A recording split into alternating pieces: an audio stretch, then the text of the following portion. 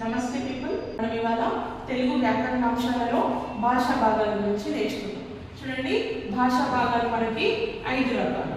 వాటిలో మొదటిది నామవాచకం, రెండవది సర్వనామం, మూడవది విశేషణం, నాలుగవది క్రియ, ఐదవది.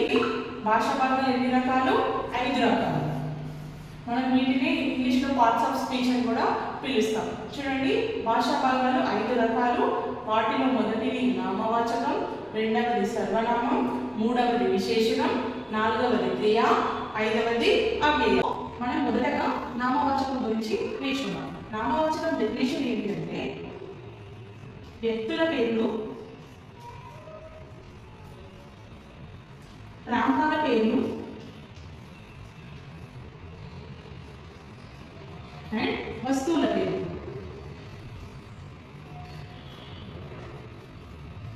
చూడండి, నామవాచకం అంటే వ్యక్తుల పేర్లు కానీ, ప్రాంతాల పేర్లు కానీ, వస్తువుల పేర్లను కానీ నిర్వచించేది నామవాచకం.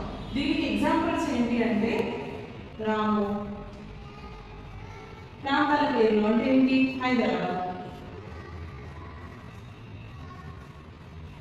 వస్తువుల పేర్లు అంటే ఏంటి? కుర్చీ. చూడండి, నామవాచకం అంటే వ్యక్తుల పేర్లను కానీ, ప్రాంతాల పేర్లను కానీ, వస్తువుల పేర్లను కానీ తెలిపేది నామవాచకం. వాటికి ఉదాహరణలు రాము, హైదరాబాద్, కుర్చీ. మనకి ఒక్కొక్క దానికి ఒక్కొక్క ఎగ్జాంపుల్గా తీసుకొని నేమ్స్ రాశాను ఇక్కడ. చూడండి, నెక్స్ట్ వన్ సర్వనామం.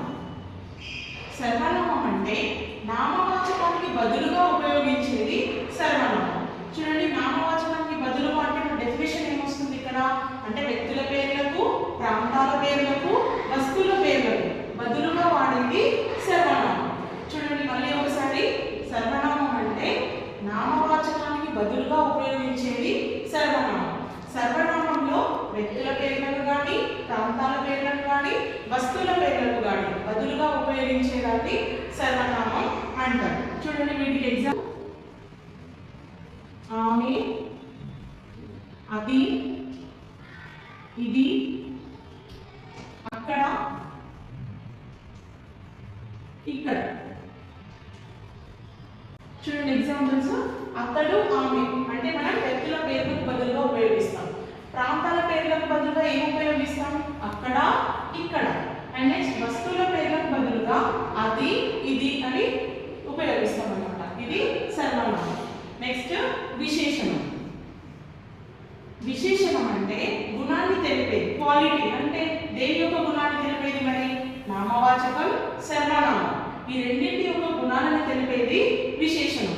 అంటే ఇప్పుడు ఎవరికి విశేషణం తెలిపాలి? ఇది వ్యక్తుల పేర్లకు కానీ, ప్రాంతాలకు కానీ, వస్తువులకు కానీ. క్వాలిటీ అంటే గుణాన్ని తెలిపేది విశేషణం. చూడండి, ఇక్కడ ఎగ్జాంపుల్స్ చూడండి. మంచి, ఎత్తు, పొడవు, ఎరుపు. ఇవన్నీ అంటే మనం ఒక సెంటెన్స్ రాసినప్పుడు వాటికి ముందు వాటి క్వాలిటీని తెలిపేదాన్ని విశేషణం అంటారు. చూడండి, అతడు చాలా పొడవుగా ఉన్నాడు. ఎవరు పొడవుగా ఉన్నారు? అతడు పొడవుగా అనేది విశేషణంగా పరిగణిస్తాం. అండ్ నెక్స్ట్ ఎరుపు. గులాబీ చాలా ఎర్రగా ఉంది. గులాబీ యొక్క క్వాలిటీని అంటే అది ఎర్రగా ఉందా, తెల్లగా ఉందా తెలుపుతుంది కాబట్టి అది విశేషణం. క్వాలిటీని తెలుపుతుంది కాబట్టి అది విశేషణంగా పరిగణిస్తాం. అండ్ నెక్స్ట్ క్రియ. క్రియ క్రియ అంటే పనిని తెలిపేది. పని జరుగుతున్న పనిని, జరిగే పనిని తెలిపేది క్రియ. చూడండి, చదివింది,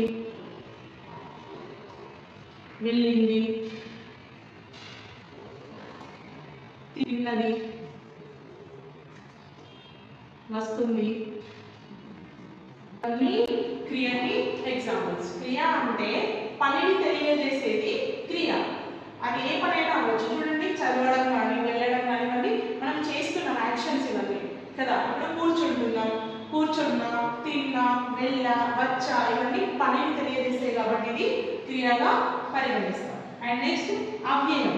అవ్యయం అంటే లింగవచన భేదాలు లేకుండా ఉపయోగించేదాన్ని అవ్యయం అంటారు. మరి లింగవచన భేదాలు అంటే ఏంటి అంటే లింగం.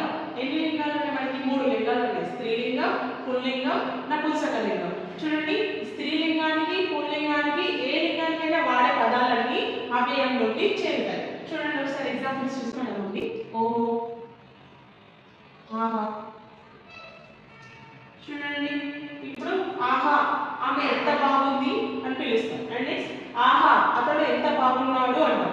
బాగుంది అనేది స్త్రీలింగం, బాగున్నాడు అనేది పుల్లింగం. చూడండి బాగుంది బాగున్నాడు స్త్రీలింగానికి పుల్లింగానికి ఇది ఆహా అనే వర్డ్ని వాడుతున్నాం. అంటే రెండింటికి సరిపోతుంది కాబట్టి ఇది అవ్యయం. అవ్యయం అంటే లింగ వచన భేదాలు లేకుండా ఉపయోగించే పదాలన్నీ అవ్యయాలు. ఇది భాషా భాగాలు, భాషా భాగాలలోని రకాలు. చూడండి మళ్ళీ ఒకసారి, ఇవాళ మనం తెలుగు వ్యాకరణాంశాలలో భాషా భాగాల గురించి నేర్చుకుంటున్నాం. భాషా భాగాలు 5 రకాలు. వాటిలో మొదటిది నామవాచకం, రెండవది సర్వనామం, మూడవది విశేషణం, నాలుగవది క్రియ, ఐదవది అవ్యయం. ఇవాళ మనం చర్చించుకున్న విషయాల్లో మీకు అందరికీ ఉపయోగపడే విషయాలు ఉన్నాయని ఆశిస్తున్నాను. వీడియో అందరికీ నచ్చితే please like, share and subscribe. Thank you.